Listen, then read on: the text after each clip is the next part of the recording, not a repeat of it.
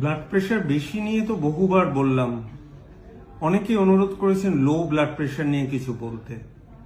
আপনারা কি জানেন লো ব্লাড প্রেশার আমরা কাকে বলি? যখন পারসিস্টেন্টলি ব্লাড প্রেশার 90/60 থাকে, অর্থাৎ সিস্টোলিক 90, ডায়াস্টোলিক 60। এটা এমন হতে পারে হঠাৎ করে প্রেশার ফল করলো, তখন কিন্তু মানুষের অসুবিধা হয়। আমি এগুলোর ব্যাপারে যাচ্ছিই না। যেমন ধরুন, কারোর হয়তো খুব ডিহাইড্রেশন হলো, কারো কোনো ব্লিডিং হলো, প্রেশার হঠাৎ করে কমে গেল, সেটা সিমটম সম্পূর্ণ আলাদা। লো ব্লাড প্রেশার একটা এন্টিটি আমরা এসেনশিয়াল হাইপোটেনশন বলি। তিনটে ভাগ আছে, একটা এসেনশিয়াল হাইপোটেনশন, একটা অর্থোস্ট্যাটিক হাইপোটেনশন, আর একটা পোস্ট প্র্যান্ডিয়াল হাইপোটেনশন।